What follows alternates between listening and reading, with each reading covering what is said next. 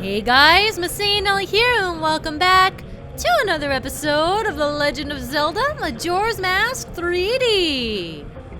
In the last episode, we arrived here at Great Bay Temple. And in this episode, we're going to be getting into the swing of things. So let's dive on down and see what we have to work with. First off is that, like I said before, this is basically the main hub of this dungeon. We have essentially a giant washing machine. It reminds me of a washing machine whenever I see this area. It's just like with that giant thing up there and the current and everything. It's just like, this can fit a lot of clothes in it. Or a giant's clothes, for that matter. But anyway, if you'll look around, we have a bunch of little fish sign things. We can see some there. Those will tell you which doors you can access and which doors you can't. The ones that you can access are the ones that are pointing in the same direction as the current. So I want to go into this hallway right here, and we get spat out into a completely new area. So let's kill these guys before they get in our way. There we go. I think there's another one somewhere. I mean, it's not getting in the way right now, I guess. Oh, there it is! Let's kill it! Haha! Peace and quiet. Alright, let's pull ourselves up here. And we have our first treasure chest right over there. Gee, I wonder what could be in this thing. I have no guesses as to what this gigantic treasure chest could hold. What a surprise! So let's reach inside and pull out. Of course, it's the dungeon map. We all saw that coming. We all knew what it was. Let's just see what we're working with. Pop open the map, and as you can see, there's actually not a whole lot of rooms in this dungeon. This is the most on any floor, and that's only like, what, 1, 2, 3, 4, 5, 6, 7? 7 rooms? But overall, look, there's 2 there, there's 4 there, and there's only 1 on the second floor, which is kind of nuts. Because, honestly, in my opinion, this is one of the most complex, intricate dungeons out of pretty much any Zelda game. Of course, I'm saying that with limited knowledge and kind of my own bias. But I've always found the Great Bay Temple to be really impressive in the way of how it's designed and how it's put together, and just the puzzle solutions all over the place is just insane. I could never imagine trying to put together an entire area like this and making it still solvable. Does that make sense? I guess it would make sense, because you could have just an area that's essentially a dead end, but I've always been super impressed with how the Great Bay is put together. That being said, I've definitely noticed that it is a love it or hate it dungeon. It's pretty much 50-50 in that I noticed that quite a few people love this dungeon, but just as many absolutely hate it. And unfortunately, I'm kind of in the hate camp.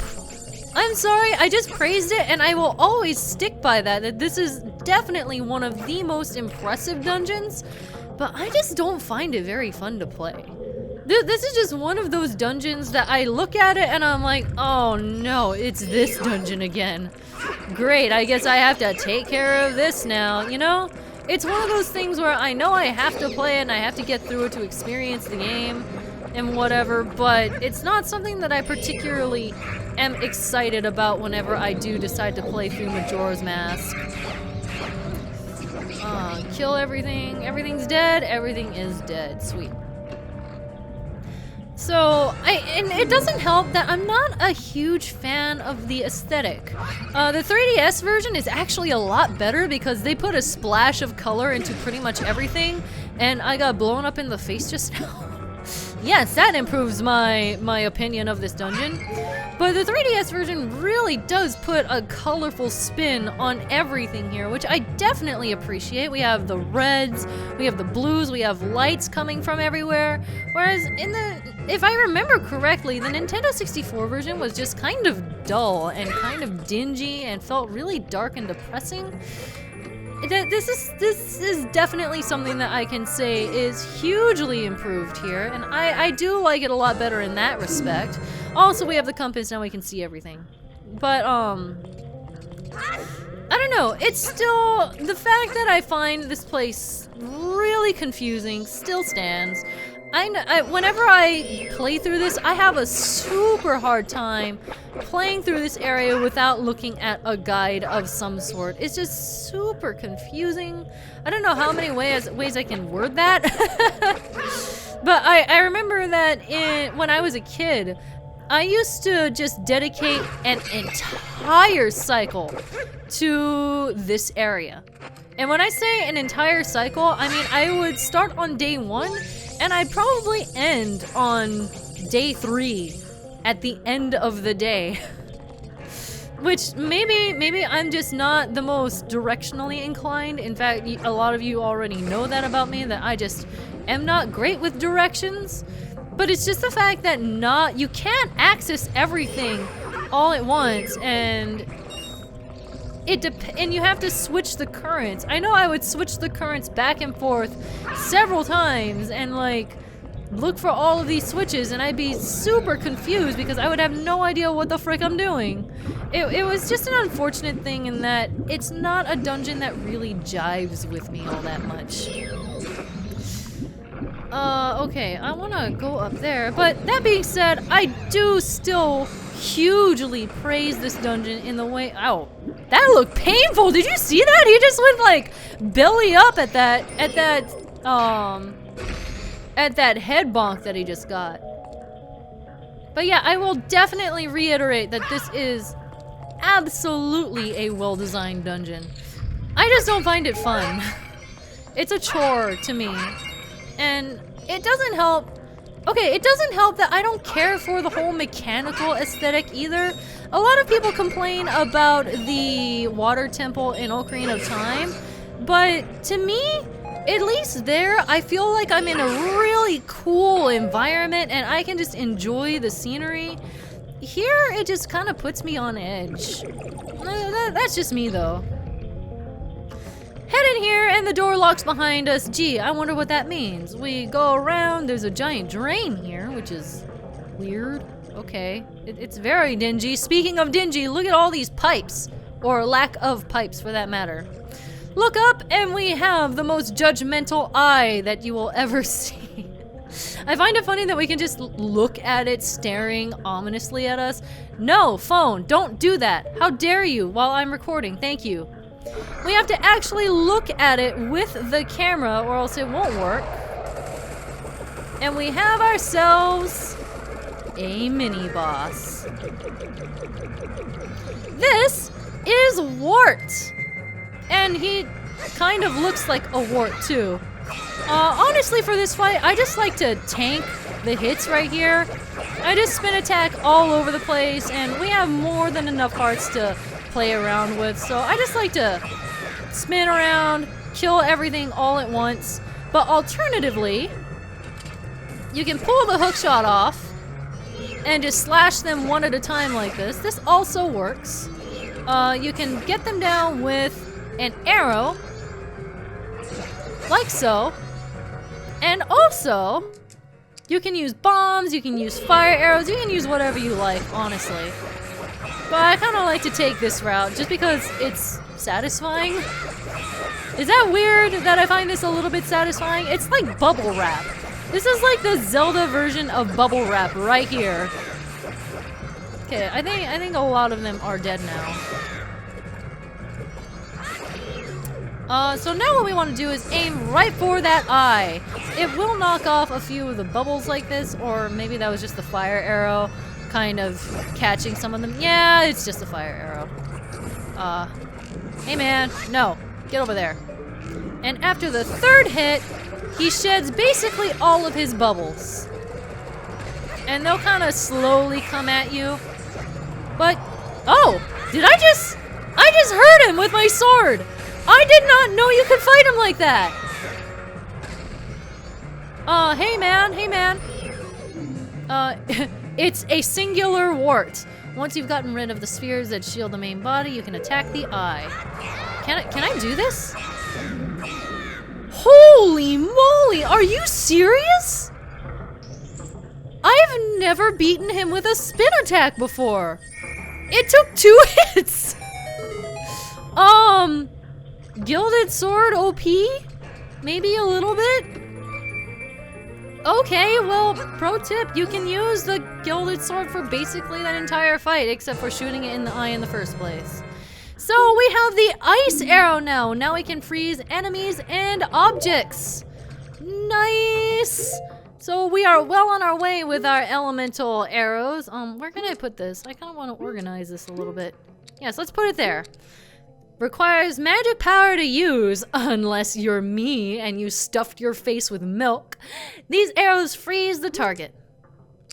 So we'll replace our fire arrows with these ice arrows, and it's pretty cool. Easy pun, easy pun. I love the sound effect, and I love the ice snowflake pattern that it has. Look at that, that's so neat. I love that so much. That's one thing that I absolutely adore about the ice arrow. However, I've been complaining a lot about the Great Bay area in this remake, and it hasn't stopped. Okay, you want to know what my complaint here is with the ice arrow? Let's take a quick swim over here. You see this Octorok? You see how it's kind of sparkling? It's sparkling because we can actually freeze it. It didn't used to sparkle before. Before you just kind of had to infer and freeze basically anything. I heavily dislike this. I really feel like this is stupid proofing the game a little bit, and I feel like it's a little bit insulting that they're like, hey idiot, shoot your ice arrow at this enemy here. I don't think you can figure it out, so let me help you by this super obvious sparkle thingy-mabobber that we have here. You know what I mean? It's just...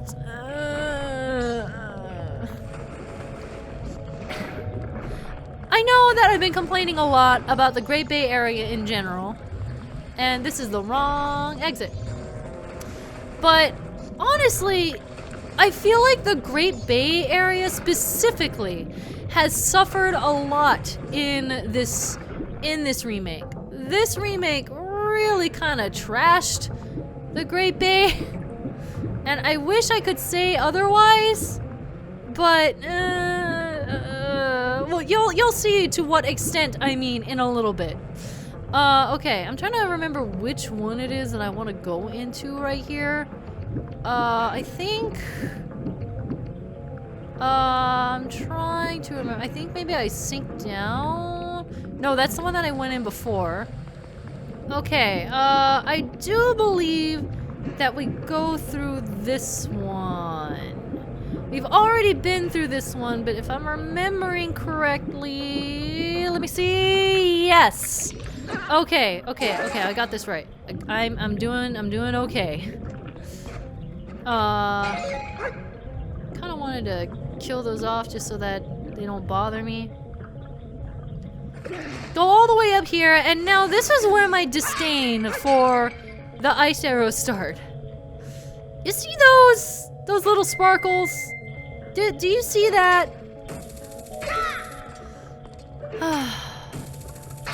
Wait. Oh, there is a stray fairy in there. I should have remembered that. So now we have 8 stray fairies. Here we go. Obviously, if the enemy sparkling means to shoot the enemies, these sparklies on the water means shoot the water.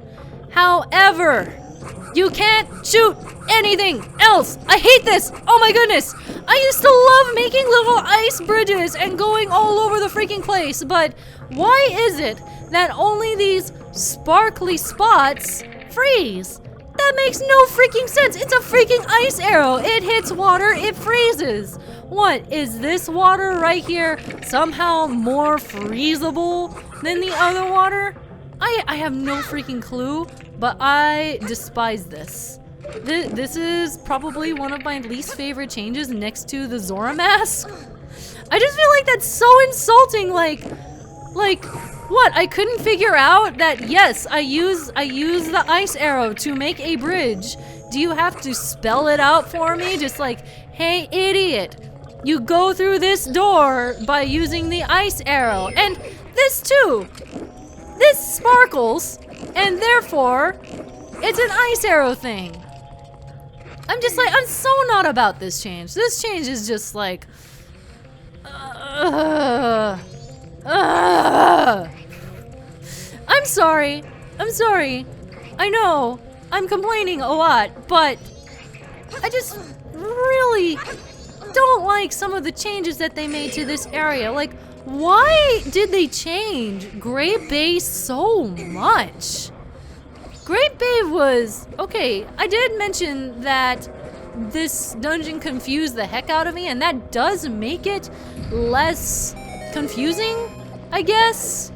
But making little ice bridges was just one of those simple pleasures in life that I love doing, and now I can't do it because apparently I need to follow the rules of the dungeon, you know, like the rules of the jungle, and do it on very specific spots because, you know, logic. Oh, I spent so much time ranting that I actually used up all of my... I used up all of my arrows. I probably should not have spammed that as I did. Welp, okay. That's a thing. Alright, well, I think we're gonna go ahead and wrap things up here. And in the next episode, we're gonna be going deeper into the Great Bay Temple and hopefully getting through most of it. I will see you guys then. MasaeAnela out.